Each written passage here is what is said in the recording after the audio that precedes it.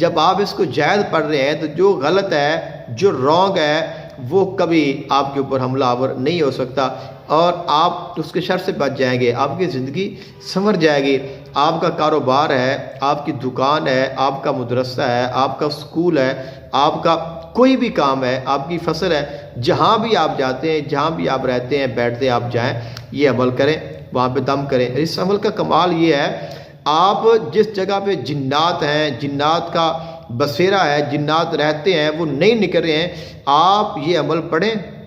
اور یہ عمل پڑھنے کے بعد آپ وہاں پہ صرف آپ نے اپنے ہاتھ پہ ہاتھ مارنا ہے، دستک دینی ہے، ہر چیز وہاں سے نکل جائے گی۔ کتنا کام ہے کہ آپ نے صرف پڑھنا ہے، پڑھ کے آپ نے دستک دینی ہے اور ہر چیز وہاں سے نکل جائے گی۔ مجھے بتائیں اس سے آسان اور کیا ہو سکتا ہے؟ پھر آپ کیوں نہیں اس کی زکوٰۃ ادا کرتے؟ آپ اس کی کیوں نہیں ریاضت کرتے؟ بسم اللہ الرحمن الرحیم۔ السلام علیکم ورحمۃ اللہ وبرکاتہ۔ آج کی ویڈیو ہماری بہت ہی خاص ہے، اور یہ ایک عمل ہے جو کہ عمل حصار ہے، عمل کاٹ کا ہے۔ جادو، جنات، آسیب، جادوگر، مخالف، دشمن، مکار، فریبی، دھوکے باز، کہہ لیں دنیا کے انسان کے جتنے مسائل ہیں ان تمام کا حل اس عمل میں موجود ہے۔ اور یہ عمل ہم پہلے بھی پیش کر چکے ہیں، لیکن میں نے کہا تھا کہ اس عمل کے اوپر ہم تفصیلی بات کریں گے، اس کے مختلف حصوں پہ بات کریں گے، اور اس کے فضائل، اس کے کمالات، اور اس کی جو باطنی تاثیر ہے اس کے اوپر بات کریں گے۔ اور یہ بہترین حصار بھی ہے، اور ہمارے سلسلے کا، ہمارے بزرگوں کا، ہمارے پیر و مرشد کا یہ خاندانی اور بہت بڑا، بہت پاورفل عمل ہے۔ اور یہ وہ عمل ہے جو حضور آقا دو عالم صلی اللہ علیہ وآلہ وسلم کے عمل سے بھی ثابت ہے۔ یعنی یہ ایک ایسا عمل ہے، ایک ایسا وظیفہ ہے، ایک ایسا حصار ہے، اگر آپ اس عمل کو اختیار کر لیتے ہیں، آپ اس عمل کو پا لیتے ہیں، آپ اس پر عمل کرتے ہیں، تو یقیناً آپ کو کسی اور عمل کی ضرورت نہیں ہوگی، اور یہ ایک عمل آپ کے تمام تر معاملات کے لیے کافی ہو جائے گا۔ وہ عمل کیا ہے؟ ہم اس کو پہلے ہی پیش کر چکے ہیں۔ عمل یہ ہے، آپ نے 11 مرتبہ درود پاک پڑھنا ہے اور درود ابراہیم پڑھنا ہے۔ اس کے بعد آپ نے 3 مرتبہ سورہ طارق کی آخری 3 آیات، بسم اللہ الرحمن الرحیم، انہم یکیدون کیدا واکید کیدا فمہل الکافرین امہلہم رویدا، 3 مرتبہ یہ پڑھنی ہے۔ اور اس کے بعد آپ نے 3 مرتبہ سورہ اخلاص پڑھنی ہے، اور اس کے بعد آپ نے 3 مرتبہ سورہ فلق پڑھنی ہے، اور 3 مرتبہ سورہ ناس پڑھنی ہے۔ ہر مرتبہ آپ نے بسم اللہ شریف لازمی پڑھنی ہے، اور اس کے بعد آپ نے 11 مرتبہ درود پاک پڑھنا ہے۔ تو آپ کا یہ عمل مکمل ہو گیا ہے، اور یہ عمل پڑھنے میں تقریباً 1 منٹ لگتا ہے، 2 منٹ لگا لیں، لیکن یہ ایسا عمل ہے، ایسا پاورفل عمل ہے، کوئی انسان کی جو زندگی ہے اس کو یہ بدل دینے والا، انسان کے تمام تر مسائل کو حل کرنے والا یہ عمل ہے۔ اور میں نے اس عمل کے حوالے سے وعدہ کیا ہے اپنے چند احباب کے ساتھ، انشاءاللہ اس میں ہم نے وقت کو نہیں دیکھنا، ہم نے اس میں عمل کے اوپر بات کرنی ہے۔ آپ اگر ہماری گفتگو سنیں گے تو جیسے جیسے آپ سنیں گے انشاءاللہ ویسے ویسے ہی آپ کو اس کے جو اسرار ہیں، اس کے جو رموز ہیں، اس کے جو حقائق ہیں، آپ کو ان کا اندازہ ہوگا۔ عمل کے اوپر بات کرنے سے پہلے میں آپ کو بتا دوں، 2 مرتبہ اس عمل کی مجھے اجازت حاصل ہے، اور وہ کس طرح ہے؟ 1 مرتبہ میں نے جا کے اپنے مرشد خانے پہ گزارش کی، حضور ہم جب کسی کا علاج کرتے ہیں، ہم کسی کا کوئی بھی کام کرتے ہیں، خصوصاً کسی کے اوپر جادو ہوتا ہے، جنات ہوتے ہیں، ان کے اوپر عملیات کیے جاتے ہیں، تو ایک بار تو وہ ٹھیک ہو جاتا ہے، لیکن دوبارہ وہ اثر ہو جاتا ہے، تو اس کے لیے کیا کریں؟ تو انہوں نے فرمایا کہ آپ یہ عمل کریں، یعنی بار بار جادو کا ہو جانا، جادو کا اثر دوبارہ ہونا، اس کو روکنے کے لیے، اس کی کاٹ کرنے کے لیے، جادو سے حفاظت کے لیے، جادوگروں سے حفاظت کے لیے اس عمل کی اجازت ملی۔ یعنی آپ اگر یہ عمل کرتے ہیں تو نہ صرف آپ خود محفوظ رہیں گے بلکہ آپ جن کا علاج کر رہے ہیں، جن کو آپ نے عمل کر کے دیا ہے، یا جو آپ کے پیشنٹس ہیں، وہ بھی اس عمل کی برکت سے محفوظ رہیں گے۔ دوسری مرتبہ پھر میں نے ایک جادوگر تھا، تو اس کے ساتھ میرا مقابلہ ہو رہا تھا۔ بہت ہی زبردست جادوگر تھا، بہت پاورفل، اور کافی تقریباً 2 ماہ اس کے ساتھ میرا مقابلہ رہا۔ ڈائریکٹلی اس کے ساتھ مقابلہ نہیں تھا، انڈائریکٹ تھا کہ میں نے ایک کیس لیا، ایک مریض تھا، اس کے اوپر جادو تھا، وہ اس کا دشمن تھا۔ تو اب چونکہ میں نے اس کا علاج شروع کیا تو پھر اس کے ساتھ ڈائریکٹلی پھر میرا اس مریض کی وجہ سے اب ایک رابطہ ہو گیا۔ اب وہ اس کے اوپر کرتا تھا، میں اس کا علاج کرتا تھا، میں آگے سے روکتا تھا۔ تو اس طرح ہمارا پھر یہ ایک طویل جو سلسلہ ہے وہ چلتا رہا، لیکن یہ سلسلہ ختم نہیں ہو رہا تھا۔ میں بھی مقابلہ کر رہا تھا، وہ بھی کر رہا تھا، نہ تو میں روک رہا تھا نہ وہ روک رہا تھا۔ تو پھر میں نے جا کے اپنے مرشد خانے پہ گزارش کی کہ حضور اس طرح ایک جادوگر ہے اور اس کے ساتھ مقابلہ چل رہا ہے، تو بڑی پریشانی ہے کہ 2 ماہ ہو گئے ہیں لیکن معاملہ کس طرف نہیں جا رہا ہے۔ تو انہوں نے پھر کہا کہ آپ یہ عمل کریں۔ آپ یہاں سے اندازہ لگائیں کہ اس عمل کی افادیت اور اس کی عظمت کیا ہے۔ پھر میں نے بھی وہ عمل لیا اور پھر میں نے اس کی 41 دن زکوٰۃ ادا کی، یعنی روزانہ 41 دن تک میں نے اس کی زکوٰۃ ادا کی، اس کو پڑھتا رہا۔ عموماً تو ایک بار ہی پڑھنے کا حکم تھا، لیکن میں نے اس کو 100 مرتبہ یعنی 101 مرتبہ پڑھتا رہا۔ اور میں نے ارادہ ایک تسبیح کا کیا تھا، لیکن میں ایک تسبیح صبح بھی نکالتا تھا اور ایک شام بھی نکالتا تھا، کیونکہ اس کو دن میں 2 مرتبہ کرنے کا حکم ہے کہ آپ صبح بھی دم کریں، شام بھی دم کریں، تو آپ اس کے ساتھ پورا اس کا فائدہ لیں گے۔ تو میں نے پھر 41 دن تک اس کا عمل کیا۔ 41 دن کا عمل کرنے کے بعد پھر میں نے جا کے اپنے مرشد خانے پہ گزارش کی کہ حضور میں نے یہ عمل 41 دن کیا ہے، لیکن جیسے میں چاہ رہا تھا ویسے تو اس کی تاثیر مجھے نہیں مل سکی۔ انہوں نے فرمایا آپ نے 41 دن کرنا ہی نہیں تھا، آپ نے اس کی پوری زکوٰۃ نہیں دینی تھی، آپ صرف پڑھتے تو آپ کو اس کی تاثیر مل جانی تھی۔ بہرحال جی ہم نے اس کی زکوٰۃ بھی ادا کی اور اس کا فیض بھی حاصل کیا، اور اس کو پھر میں نے اپنے دوستوں کو بھی بتایا، چند احباب کو بھی اس کے بارے میں ذکر کیا۔ جب میں نے اس کو بتایا، اب اس کے ساتھ پھر دوستوں نے کہا کہ آپ اس کے اوپر ہمیں اس کی تاثیر، اس کے جو ہے دیگر اس کے اوپر بات کریں، یہ عمل کیا کیا کر سکتا ہے اور اس کے کیا فضائل ہیں۔ تو میں نے وعدہ کیا اور آج اپنے وعدے کے مطابق ہی اس کے اوپر بات کرنے کے لیے میں حاضر ہوں۔ اب ہم آتے ہیں اس عمل کے اوپر۔ سب سے پہلے اس میں درود ابراہیم ہے۔ درود پاک کی آپ سب جانتے ہیں بہت بڑی فضیلت ہے، اور درود پاک ایک ایسا عمل ہے جو مقبول ہے، اور جو درود ابراہیم ہے یہ ہر قسم کے جادو کی کاٹ کے لیے تیز بہادف ہے۔ بہت سارے لوگوں کو اس کے بارے میں پتہ نہیں ہوگا، لیکن جو درود ابراہیم ہے یہ بھی جادو کی کاٹ کے لیے بہترین کام کرتا ہے۔ اور میں نے درود ابراہیم کے عامل باقاعدہ دیکھے ہیں جنہوں نے عمل ہی درود ابراہیم کا کیا ہوا ہے، یعنی وہ عامل ہیں درود ابراہیم کے۔ جیسے کہ ہمارے پاکستان کراچی میں حضرت عبداللہ شاہ غازی، بہت بڑا نام ہے، بہت بڑے اللہ تعالیٰ کے خاص بندے ہیں اور بہت بڑی درگاہ ہے۔ مجھے وہاں پہ جانے کا موقع تو ابھی تک نہیں ملا، لیکن ان کے بارے میں میری یہ معلومات ہے کہ وہ درود ابراہیم کے عامل تھے۔ تو آپ اندازہ لگائیں کہ اتنی بڑی ہستی وہ درود ابراہیم کے عامل تھے۔ بہت سارے لوگ ہیں جو درود ابراہیم کا باقاعدہ عمل کرتے ہیں، باقاعدہ اس کی زکوٰۃ ادا کرتے ہیں، اور کاٹ کے لیے، اس کو پلٹانے کے لیے، جادو کی کاٹ کے لیے بھی، پلٹ کے لیے بھی درود ابراہیم کو استعمال کیا جاتا ہے۔ اور 121 مرتبہ اگر پڑھ کر اس نیت سے دم کیا جائے تو درود ابراہیم کے ساتھ جادو کی کاٹ بھی ہو جاتی ہے اور اس کا پلٹ بھی ہو جاتا ہے، یعنی جادو کرنے والے پر جادو الٹا بھی کیا جا سکتا ہے۔ بہرحال یہ ایک بہت بڑی چیز ہے، اس کے اوپر مزید گفتگو کرنے کی ضرورت ہے۔ اگر ہم اسپیشلی درود ابراہیم کے اوپر ہم بات کریں تو بہت سارے لوگ ہیں جو درود پاک کو پڑھتے ہیں۔ ایسے لوگوں کو میں جانتا ہوں کہ جنہوں نے 1.25 لاکھ مرتبہ تک درود ابراہیم کی زکوٰۃ ادا کی ہوئی ہے، اور اس سے بھی زیادہ لوگ ہوں گے۔ بہرحال درود ابراہیم بذات خود ایک بہت بڑی نعمت ہے جو کہ اس عمل کا اول بھی ہے، اس کا آخر بھی ہے۔ درود پاک کے فضائل کے اوپر بات کریں تو اس کی فضیلت سے کوئی بندہ نا واقف نہیں ہے، اور کوئی ایسا شخص نہیں ہے جو درود پاک کی فضیلت کا انکاری ہو، اور تمام درودوں میں جو سب سے فضیلت والا درود ہے وہ درود ابراہیم ہے، کیونکہ یہ وہ درود ہے جو اللہ کے محبوب نے خود شب معراج حضرت ابراہیم علیہ السلام کے کہنے پہ لا کر اپنی امت کو عطا کیا، اور یہ ہماری نماز کا حصہ ہے۔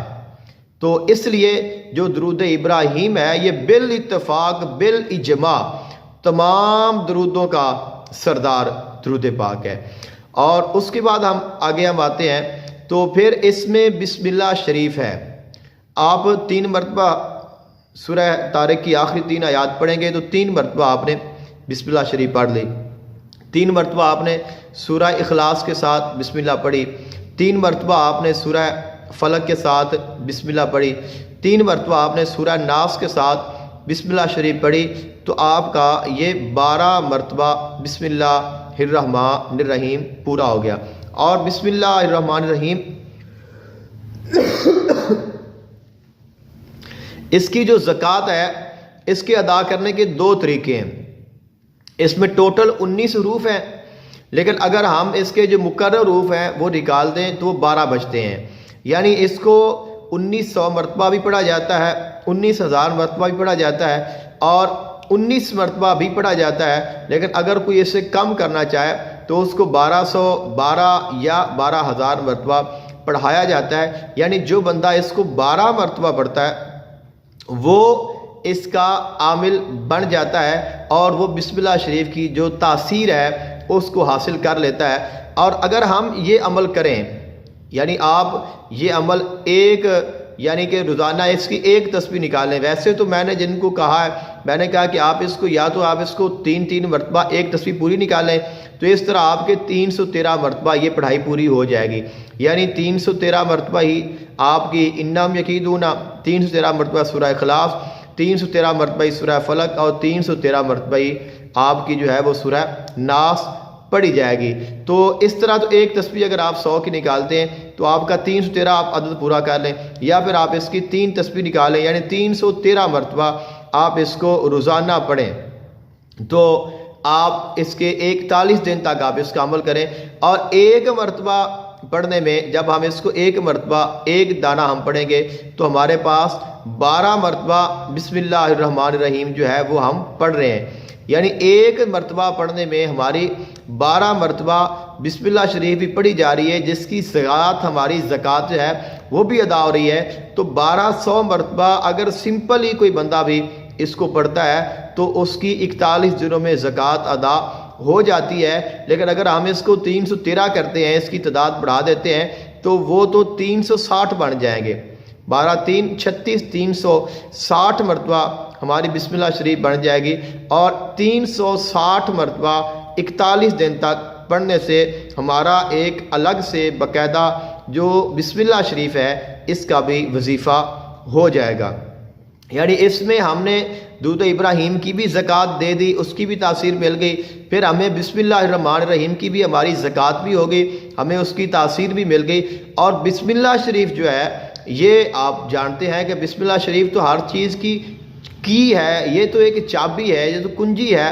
بسم اللہ شریف تو ایک ایسی دعا ہے، ایک ایسا اللہ تعالیٰ کی عطا ہے کہ تمام تر جو روحانیت ہے وہ بسم اللہ شریف میں موجود ہے۔ حضور اقدس عالم صلی اللہ علیہ وآلہ وسلم کا فرمان ذیشان ہے، کل امر ذی بال لم یبدا بسم اللہ فہو اقطع و اجزم، کہ کوئی بھی ایسا کام جو بسم اللہ کے بغیر کیا جائے، شروع کیا جائے، وہ ہمیشہ نامکمل اور ادھورا رہتا ہے۔ اور دوسرا اس کا مفہوم یہ ہے کہ جس کام میں بسم اللہ شریف پڑھی جائے پھر وہ کام مکمل بھی ہوتا ہے اور اس میں برکت بھی ضرور شامل ہوتی ہے۔ بسم اللہ شریف تو ہماری زندگی کا ایک حصہ ہے، ایک اہم حصہ ہے۔ بسم اللہ شریف کے بغیر تو ہماری زندگی چل ہی نہیں سکتی ہے۔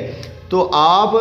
اگر یہ عمل کرتے ہیں تو آپ کو اس میں بسم اللہ شریف کی جو تاثیر ہے اور اس کی جو زکوٰۃ ہے وہ بھی آپ کی ادا ہو جائے گی، اور اس کا کمال بھی آپ کو مل جائے گا۔ اور بسم اللہ الرحمن الرحیم کو دنیا کے تمام تر کمالات کے لیے، کاموں کے لیے، اور اس کے جو استعمال ہیں، اس کے جو فیوز و برکات ہیں، اس سے لوگ فائدہ حاصل کرتے ہیں، اور بسم اللہ الرحمن الرحیم سے ہی لوگ جو ہیں وہ بہت سارے لوگوں کا علاج معالجہ کرتے ہیں، حاضر لگاتے ہیں، اس کے اعمال ہیں، اس کے نقوش ہیں، اور اس کے ساتھ حاضرات لگائی جاتی ہیں۔ یعنی بسم اللہ الرحمن الرحیم کا جو عمل ہے یہ ایک انتہائی پاورفل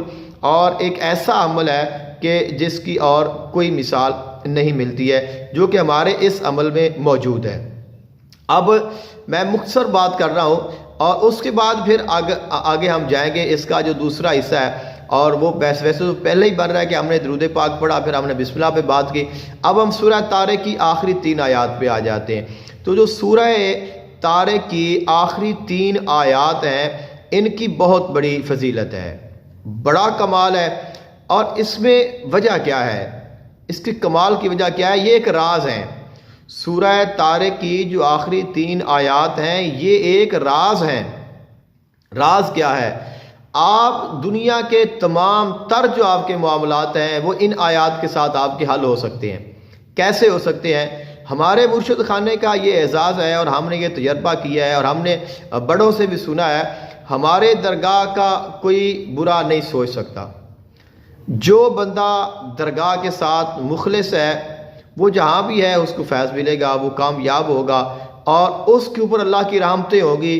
برکتیں ہوں گی، اور اس کو اتنا عطا کیا جائے گا کہ انسان حیران رہ جاتا ہے۔ بلکہ میں اگر اپنی بات کروں، ایک وقت تھا جب کہ میں انتہائی پریشان حال تھا، اور اس وقت میری جو مالی حیثیت ہے وہ ایک پیسہ بھی نہیں تھی، اور میرے پاس صرف پہننے کے لیے ایک لباس کے علاوہ اور کچھ بھی نہیں تھا، رہنے کے لیے میرے پاس جگہ بھی نہیں تھی، اور سونے کے لیے میرے پاس چارپائی نہیں تھی، بستر بھی نہیں تھا، کھانے کے لیے کھانا نہیں تھا، اور کہہ لیں کہ میں بے یارو مددگار تھا، بے گھر تھا، بے حال تھا۔ تو میری شادی اس وقت ہوئی، اور اس وقت کے ہمارے حالات تھے، تو میرے جو گھر والی ہے اس کا ایک لڑکی کے ساتھ بچپن کا تعلق تھا، اکٹھے رہتے تھے، وہ اس کی دوست تھی۔ تو اس نے کہا کہ یہاں اس علاقے میں جہاں آپ مجھے لے آئے ہیں یہاں پہ میری ایک دوست ہے، تو ہم ان کے گھر میں چلیں۔ تو میں نے کہا ٹھیک ہے، ہم چلے جاتے ہیں۔ تو ہم وہاں پہ ان کے گھر میں پھر یکے بعد دیگرے کبھی کبھار ہم چلے جاتے۔ تو میرے جو مرشد ہیں ان کو میرے سارے معاملات کا پتہ تھا، تو انہوں نے مجھے دعا دی، انہوں نے یہ فرمایا کہ تمہیں کسی چیز کی کمی نہیں رہے گی۔ یہ جملہ تھا ان کا، اور آج بھی الحمدللہ وہ جملہ ان کا کھڑا ہے۔ انہوں نے فرمایا کہ آپ کو کسی چیز کی کمی نہیں رہے گی۔ تو اب انہوں نے یہ دعا تو مجھے دے دی، یہ ارشاد تو فرما دیا، لیکن میں یہ سوچتا تھا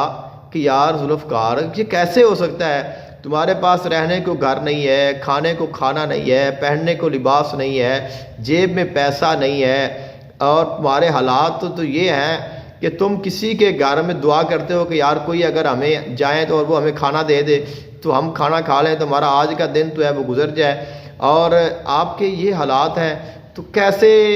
یہ کسی چیز کی کمی نہیں رہے گی؟ جو ساری چیزیں کہاں سے آئیں گی جبکہ کوئی چیز ہے ہی کوئی نہیں؟ جس کے پاس کوئی چیز بھی نہ ہو اس کو کہا جائے کہ تمہیں کسی چیز کی کمی نہیں رہے گی، تو سوچنا تو بنتا ہے۔ بہرحال وہ جو میری جو زوجہ کی دوست ہے اس کی والدہ نے مجھے دیکھا پریشان بیٹھا، کہتی قاری صاحب کیا ہوا ہے؟ میں نے کہا کہ مسئلہ یہ ہے کہ پیر صاحب نے مجھے یہ دعا دی ہے، اور میں حیران ہوں کہ اب یہ دعا کیسے پوری ہوگی۔ انہوں نے کہا کہ تمہیں یہ دعا انہوں نے دی ہے؟ میں نے کہا اس میں تو کوئی شک نہیں کہ انہوں نے یہ دعا مجھے دی ہے۔ انہوں نے کہا اگر انہوں نے کہہ دیا ہے نا تو اب یہ ہوگا، یعنی اگر انہوں نے یہ کہہ دیا ہے تو یہ ہوگا، اب کیسے ہوگا تمہیں سوچنے کی ضرورت نہیں ہے، جس نے کہا ہے وہ جانے اور خدا جانے۔ اور الحمدللہ پھر میں نے اپنی آنکھوں سے دیکھا کہ دنیا کی کسی چیز کی کمی نہیں ہے۔ تو یہ وہ میرے مرشد کی دعا ہے، یعنی کہ انہوں نے ایک جملہ کہہ دیا اور ایک انسان کی جو زندگی ہے اس کو بدل دیا، کہ وہ تو ایک خاک نشین بھی نہیں تھا، کہ خاک پہ ہی بیٹھنے کے قابل نہیں تھا، کہ جس کو انہوں نے، آپ دیکھیں میں ابھی بھی یہاں پہ بیٹھا ہوں، تو یہ تو میرے مرشد کی نگاہ ہے، ان کے فیض ہے۔ یعنی جو ان کے ساتھ مخلص ہوتا ہے، جو ان سے محبت کرتا ہے، جس پہ مہربان ہو جاتے ہیں، تو اس کی تو پھر زندگی بدل جاتی ہے۔ لیکن وہ لوگ جو آستانے کے ساتھ مخلص نہیں ہوتے، دو نمبری کرتے ہیں، دھوکہ کرنے کی کوشش کرتے ہیں، فراڈ کرنے کی کوشش کرتے ہیں، ہر جگہ پہ ایسے لوگ موجود ہوتے ہیں، کہیں نہ کہیں سے مال ہڑپنے کی کوشش کرتے ہیں، نقصان پہنچانے کی کوشش کرتے ہیں، تو پھر ان کے لیے مسائل ہوتے ہیں۔ اور ہم نے دیکھا ہے کہ پیر صاحب کو پتہ نہیں بھی چلتا ان کی شرارتوں کا، لیکن وہ لوگ سمجھتا ہے کہ میں اب جو ہے میں جو مرضی کروں، میں تو اب جو مجھے کوئی پوچھ نہیں سکتا، میرا کوئی کچھ نہیں بگاڑ سکتا۔ لیکن ہم نے ایسے لوگوں کو ذلیل ہوتے ہوئے، پریشان ہوتے ہوئے دنیا میں ہم نے ان کو عبرت کا نشان بنتے دیکھا ہے کہ جنہوں نے ان کے ساتھ کیا ہے ان کے ساتھ ضرور ہوا ہے۔ تو یہ ہم نے اپنی آنکھوں سے مشاہدہ کیا، ہم نے یہ دیکھا ہے، ہم نے آزمایا ہے۔ جو ان کے ساتھ مخلص نہیں ہوتا وہ اس کا بدلہ پا لیتا ہے۔ اس کی وجہ کیا ہے؟ ہم نے آج تک سوچتے رہے ہیں کہ یار یہ ایسے کیسے ہو جاتا ہے، لیکن جب ہمیں یہ عطا کیا یہ عمل، پھر میں نے اس کو پڑھا، پھر میں نے دیکھا کہ یار یہ ساری تاثیر تو یہاں پہ بیٹھی ہوئی ہے، یعنی ان کے ساتھ کوئی برا کر ہی نہیں سکتا، ان کا جو کرے گا وہ بھر لے گا۔ اس کی وجہ کیا ہے؟ سورہ طارق کی جو آخری 3 آیات ہیں ان میں یہ کمال ہے، ان میں یہ تاثیر ہے۔ اللہ تعالیٰ نے اپنے محبوب حضور آقا دو عالم صلی اللہ علیہ وآلہ وسلم کو ارشاد فرمایا، اِنَّهُمْ يَكِيدُونَ كَيْدًا، اے میرے محبوب علیہ السلام بے شک وہ لوگ آپ سے مکر کرتے ہیں۔ اب یہ جو قید ہے، لفظ یکیدون کیدن، یہ عموماً تو مکر کے لیے استعمال ہوتا ہے، لیکن مکر آپ کو پتہ ہے کہ ایسی چیز ہے جو تمام چیزوں پہ حاوی ہے۔ اللہ تعالیٰ نے قرآن پاک میں جو لفظ مکر ہے، اگر ہم اس پہ بات کریں تو جو لفظ قید ہے، یکیدون کیدن، جو لفظ کیدن ہے یہ مکر یمکر سے ہے۔ لائٹ چلی گئی ہے، بہرحال یہ کہ ہم بات جاری رکھتے ہیں، انشاءاللہ کوشش کرتے ہیں، اگر آ جائے گی تو پھر ٹھیک ہے۔ تو یہ جو مکر ہے، اگر ہم اس کے اوپر بات کریں تو مکر کیا ہے؟ بیسیکلی اللہ تعالیٰ نے جب اپنے محبوب علیہ السلام کو اس جہان میں بھیجا اور آپ نے اعلان نبوت فرمایا، خلق کائنات نے اس وقت کے حالات کا بھی قرآن پاک میں ذکر فرمایا ہے۔ اور وہ کیا ہے کہ وہ لوگ جب بیٹھے آپس میں مجلس کر رہے تھے اور وہ ارادہ کر رہے تھے، انہوں نے کہا وَإِذْ يَمْكُرُ بِكَ الَّذِينَ كَفَرُوا لِيَقْتُلُوكَ وَإِذْ يَمْكُرُ بِكَ الَّذِينَ كَفَرُوا لِيُثْبِتُوكَ أَوْ يَقْتُلُوكَ أَوْ يُخْرِجُوكَ وَيَمْكُرُونَ وَيَمْكُرُ اللَّهُ وَاللَّهُ خَيْرُ الْمَاكِرِينَ۔ خلق کائنات نے ارشاد فرمایا، جب وہ لوگ آپس میں بیٹھ کے مشورہ کر رہے تھے کہ ہم دین اسلام کو کیسے روکیں، اور دین اسلام کو روکنے کے لیے وہ چالیں چل رہے تھے کہ ہم کیا کریں، یا تو ہم رسول اللہ کو قید کر لیں، یا ہم ان کو شہید کر دیں، یا ہم یہاں پہ ان کو نکال دیں۔ تو وہ کیا کر رہے تھے؟ خلق کائنات نے فرمایا وَيَمْكُرُونَ، وہ مکر کر رہے تھے، وہ چالیں چل رہے تھے، تدبیریں کر رہے تھے، اور اللہ نے بھی چال چلی، اور اللہ تعالیٰ بہترین چال چلنے والا ہے۔ واللہ خیر الماکرین، اللہ تعالیٰ بہترین چال چلنے والا ہے۔ یعنی آپ ابتدائے اسلام میں اسلام کا رستہ روکنے کے لیے، آقا علیہ السلام کو روکنے کے لیے، پھر انہوں نے جو حربے استعمال کیے، اور اس حربے میں شیطان و نفس نفیس خود موجود تھا، اور اس میں جو انہوں نے کیا کیا ہے کہ ہم ان کو قید کر دیں، ہم ان کو شہید کر دیں، ہم ان کو یہاں سے نکال دیں، ہم ان کا رستہ روک لیں۔ اللہ نے فرمایا میں ان کی تمام چالوں، ان کے تمام مکار اور ان کے تمام تر جو ہیلے ہیں ان کو ختم کروں گا۔ اللہ تعالیٰ نے ان کی تمام چالوں کو ختم کیا۔ یعنی یہ جو لفظ قیدن ہے، یہ لفظ کوئی چھوٹا سا نہیں ہے، اور اللہ تعالیٰ نے جو اپنے محبوب علیہ السلام کو یہ ارشاد فرمایا، یہ کوئی عام سی بات نہیں ہے۔ اس کے علاوہ اگر آپ حضرت عیسیٰ علیہ السلام کا ذکر پڑھیں قرآن پاک میں، تو وَمَكَرُوا وَمَكَرَ اللَّهُ وَاللَّهُ خَيْرُ الْمَاكِرِينَ، کہ انہوں نے حضرت عیسیٰ علیہ السلام کے ساتھ مکر و فریب کیا۔ اللہ فرماتا ہے انہوں نے مکر کیا تو اللہ نے بھی ان کے مکر کو ختم کرنے کے لیے خفیہ تدبیر چلی۔ تو بہرحال جو بات بے ادب ہے وہ تو کہتے ہیں کہ اللہ نے بھی مکر کیا، تو ہم تو نہیں کہتے، ہم کہتے ہیں کہ اللہ نے ان کے مکر کو ختم کر دیا۔ تو یہ جو چیز ہے، یہ جو یکیدون کیدن ہے، اس میں بڑے اسرار ہیں، اس میں بڑے کمالات ہیں۔ اگر میں اس پہ بات کرنا چاہوں تو میرے پاس اور بہت ساری ایسی آیات اور ایسے دلائل ہیں کہ جن کے سلسلے میں آپ کو یہ بات سمجھا سکتا ہوں کہ جو کیدن ہے، جو مکر ہے، یہ کتنا ظالم ہے، اور پھر مکر میں کیا کیا چیز شامل آتی ہے۔ دیکھیں، مکر میں انسانوں کے مکر بھی شامل ہیں، مکر میں عورتوں کے مکر بھی شامل ہیں۔ جیسے اللہ تعالیٰ نے قرآن پاک میں حضرت یوسف علیہ السلام کا واقعہ ذکر فرمایا، ان کیدکن عظیم، کہ جو عورتوں کا مکر ہے وہ بہت بڑا مکر ہوتا ہے، یعنی اس میں عورتوں کی مکاری بھی شامل ہے۔ اب عورتیں کور سی مکاری کرتی ہیں، یہ بھی جو صاحب علم ہے وہ اس کو جانتے ہیں۔ تو اس میں پھر جنات کے مکر بھی شامل ہیں، اس میں کفار کے مکر بھی شامل ہیں، اس میں منافقین کے مکار بھی شامل ہیں، اس میں شیطان کی تمام تر جو چالیں ہیں وہ بھی شامل ہیں۔ تو یہ ایک بڑا واضح مفہوم ہے اگر ہم مکر پہ بات کریں، یعنی قید کیا ہے، مکر کیا ہے، فریب کیا ہے، دھوکہ کیا ہے۔ تو اللہ تعالیٰ نے فرمایا انہم یکیدون کیدن، اے میرے حبیب یہ جو لوگ ہیں یہ مکر کرتے ہیں، بڑا کرتے ہیں۔ جب یہ پھر ڈبل آ جائے تو اس کا مطلب ہوتا ہے کہ بہت بڑا، یعنی یکیدون یہ فعل آ گیا اور پھر آگے کیدن مصدر آ گیا۔ تو جب فعل کے بعد مصدر ذکر آ جائے قرآن پاک میں تو یہ عربی کا ایک قاعدہ ہے کہ وہ اپنے عروج پہ وہ چیز پہنچ جاتی ہے، یعنی کوئی چیز اپنے عروج پہ پہنچ جائے، کسی چیز کا عروج بیان کرنا ہو تو پھر اس کا فعل بھی ذکر ہوتا ہے اور اس کا مصدر بھی ذکر ہوتا ہے۔ جیسے قرآن پاک میں ہے وَرَتِّلِ الْقُرْآنَ تَرْتِيلًا، کہ آپ قرآن پاک کو ٹھہر ٹھہر کر پڑھیں، پھر ترتیلا خوب ٹھہر ٹھہر کر پڑھیں، یعنی ترتیل تو آ گیا، رتل تو آ گیا، قرآن پاک کو آپ ٹھہر کے پڑھیں،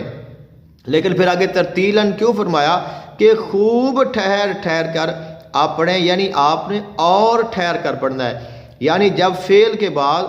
مصدر آ جائے تو پھر اس میں اور اضافہ ہو جاتا ہے۔ تو اللہ تعالیٰ نے فرمایا انہوں نے آپ کے ساتھ مکر کیا ہے اور خوب کر رہے ہیں، کیا ہے، کر رہے ہیں، کرتے ہیں، کریں گے، کیونکہ یہ فعل مضارع ہے، اس میں تمام تر معنی پائے جاتے ہیں، کیا ہے، کرتے ہیں، کریں گے،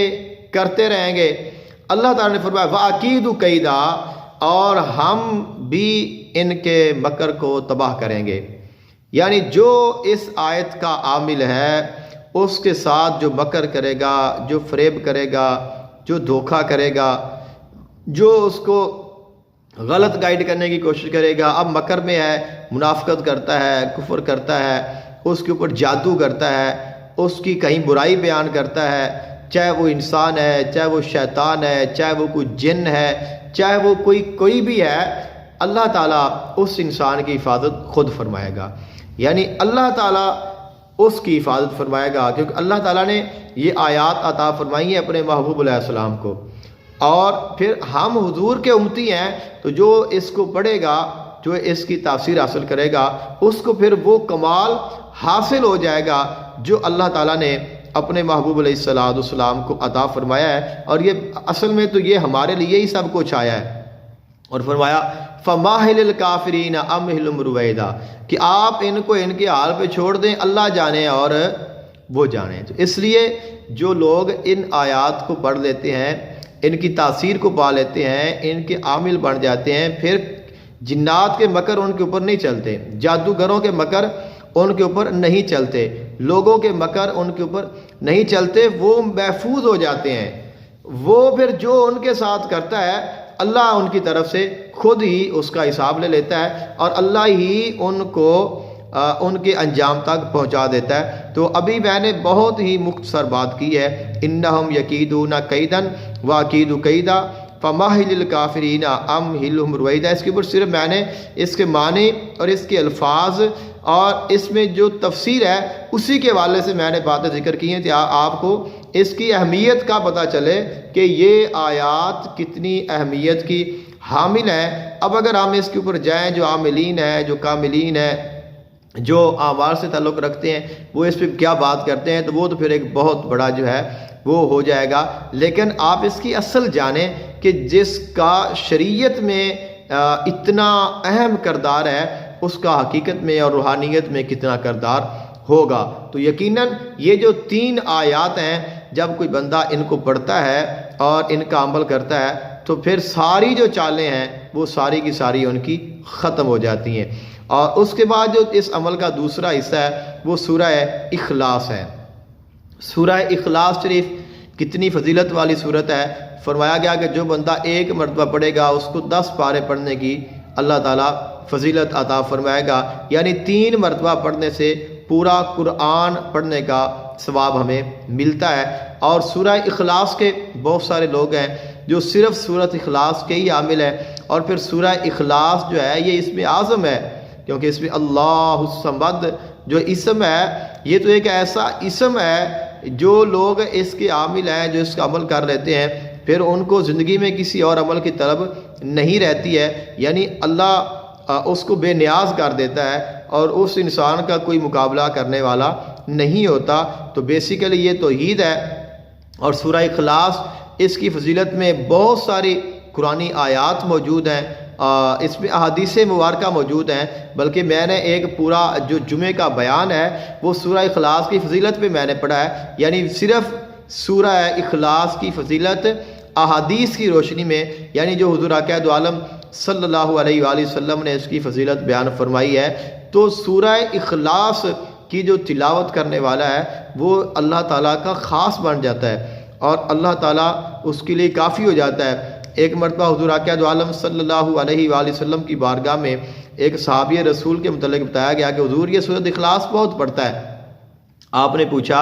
تم سورۃ اخلاص کیوں پڑھتے ہو؟ عرض کی حضور مجھے سورۃ اخلاص سے محبت بڑی ہے۔ تو فرمایا تمہیں سورۃ اخلاص سے محبت ہے تو تمہارے لیے سورۃ اخلاص کافی ہو جائے گی۔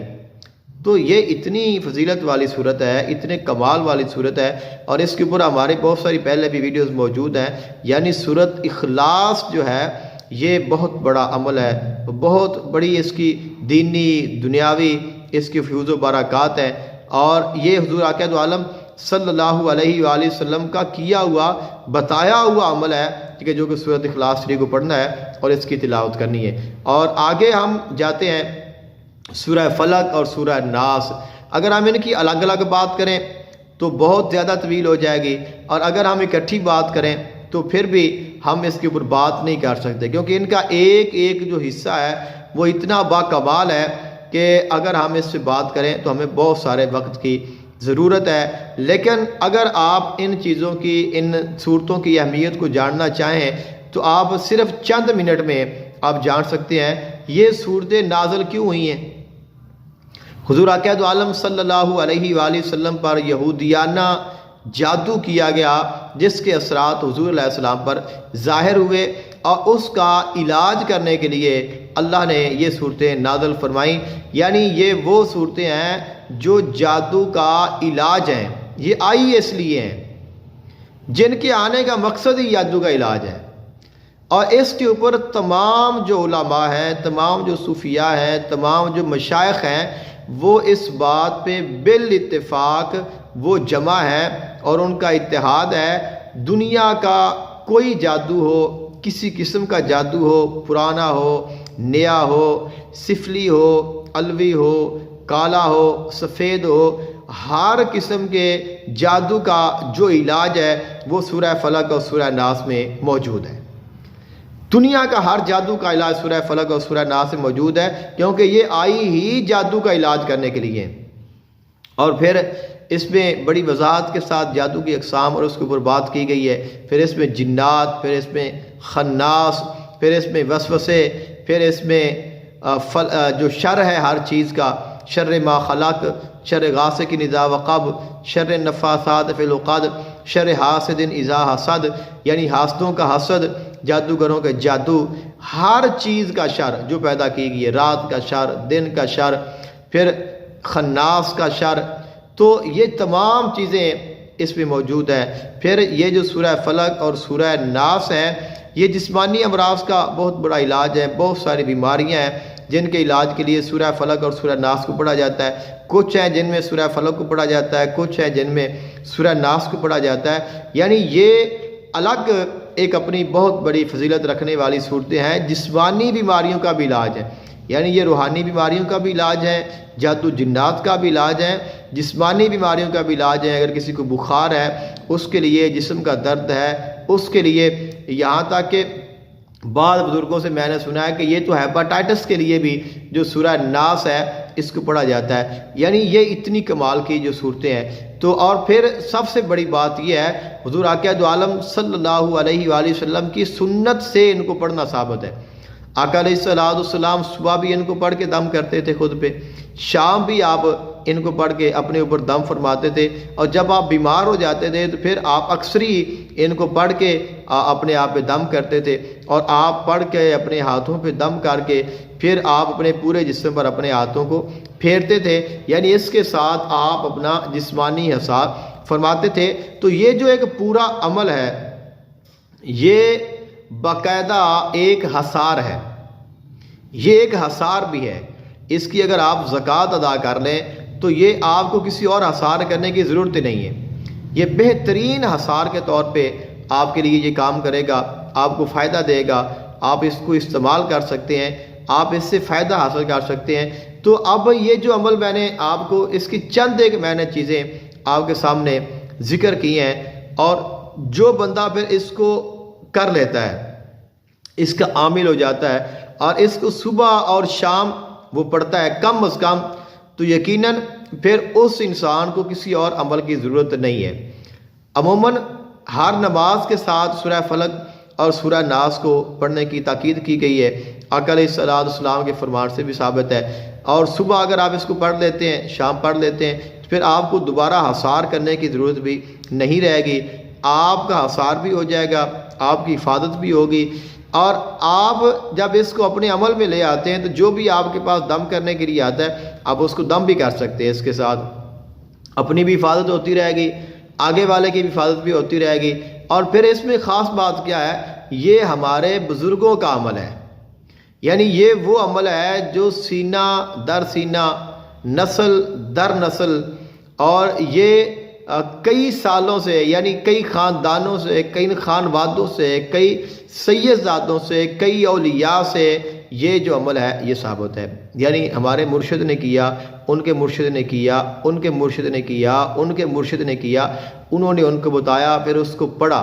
پھر وہ اللہ کے ولی تھے، اللہ تعالیٰ کے خاص بندے تھے، خاص ان کے اوپر اللہ تعالیٰ کی رحمتیں تھیں، اللہ تعالیٰ نے ان کو اتنا کمال، اتنا عروج عطا فرمایا تھا، اور پھر وہ اس عمل کو کرتے تھے۔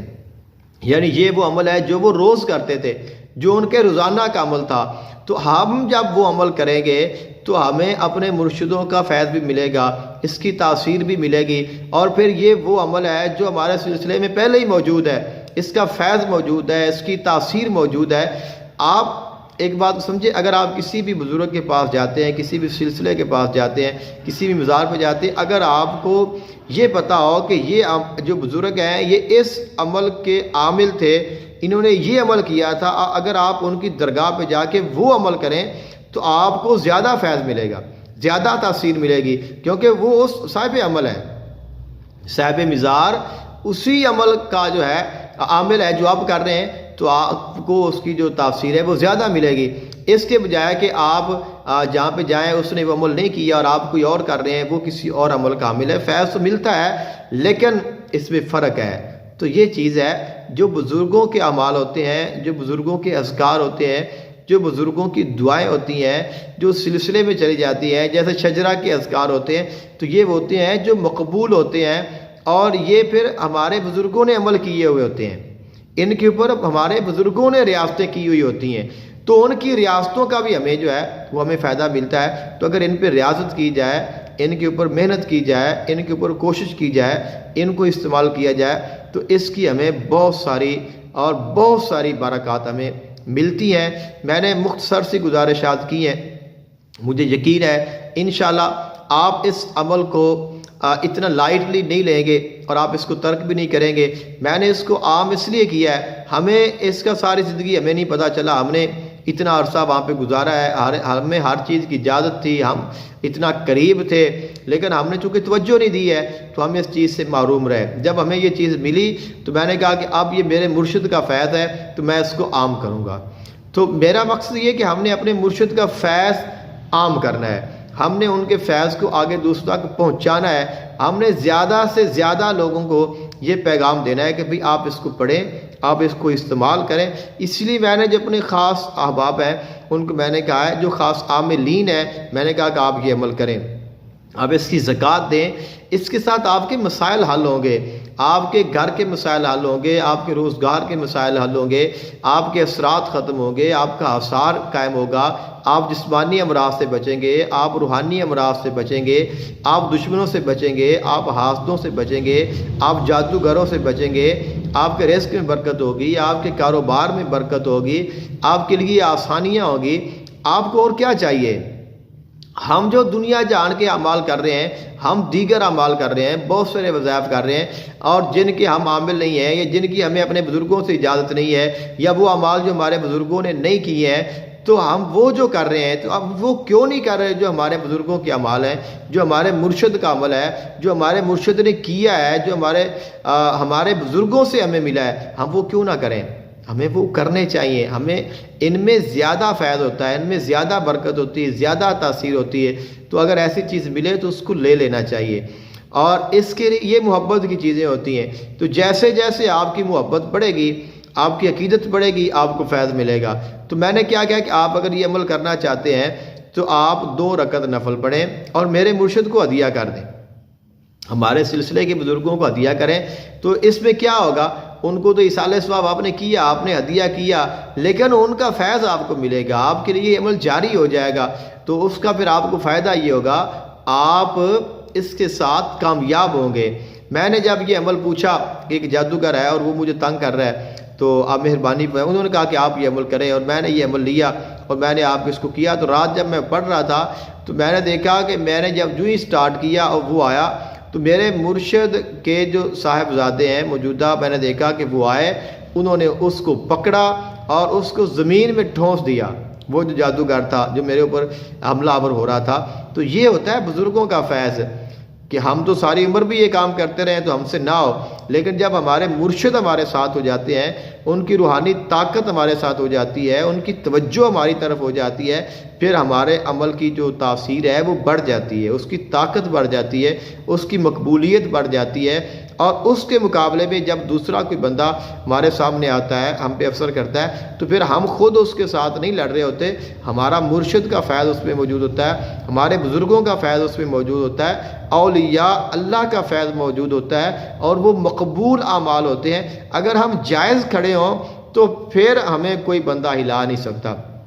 تو ناجائز تو ہم نے کرنا ہی نہیں ہے، کیونکہ یہ تو ہے ہی جائز ہے، فائدے کے لیے، تو ہم نے کسی کے نقصان کے لیے تو پڑھنا ہی نہیں ہے، اور پڑھنا بھی نہیں چاہیے۔ لیکن جب آپ اس کو جائز پڑھ رہے ہیں تو جو غلط ہے، جو رانگ ہے، وہ کبھی آپ کے اوپر حملہ آور نہیں ہو سکتا، اور آپ اس کے شر سے بچ جائیں گے، آپ کی زندگی سنور جائے گی۔ آپ کا کاروبار ہے، آپ کی دکان ہے، آپ کا مدرسہ ہے، آپ کا اسکول ہے، آپ کا کوئی بھی کام ہے، آپ کی فصل ہے، جہاں بھی آپ جاتے ہیں، جہاں بھی آپ رہتے ہیں، بیٹھتے ہیں، آپ جائیں، یہ عمل کریں، وہاں پہ دم کریں۔ اس عمل کا کمال یہ ہے، آپ جس جگہ پہ جنات ہیں، جنات کا بسیرا ہے، جنات رہتے ہیں، وہ نہیں نکل رہے ہیں، آپ یہ عمل پڑھیں،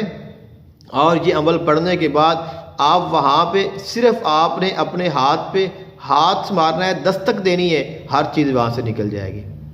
کتنا کام ہے کہ آپ نے صرف پڑھنا ہے، پڑھ کے آپ نے دستک دینی ہے اور ہر چیز وہاں سے نکل جائے گی۔ مجھے بتائیں اس سے آسان اور کیا ہو سکتا ہے؟ پھر آپ کیوں نہیں اس کی زکوٰۃ ادا کرتے؟ آپ اس کی کیوں نہیں ریاضت کرتے؟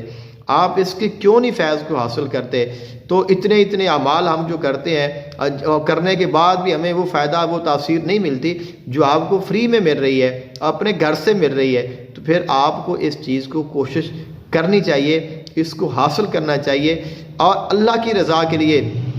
اگر آپ اس کو پڑھیں گے، آپ کسی کو پڑھائیں گے، کسی کو بتائیں گے، تو یقیناً اللہ تعالیٰ آپ کو اس کا اجر ضرور دے گا۔ دیکھیں ہم پیسے لے کر بھی اجازتیں دیتے ہیں، لوگ پیسے بھی لیتے ہیں، ہدیے بھی لیتے ہیں، ڈیمانڈ بھی کرتے ہیں، ہم بھی لیتے ہیں۔ دیکھیں ہمارے ساتھ بھی ساری ضروریات لگی ہوئی ہیں، ہمارے بھی پیٹ بھی ہے، ہمارے بچے بھی ہیں، ہمارا گھر بھی ہے، لیکن سب کچھ ہم نے اس کے لیے تو نہیں کرنا۔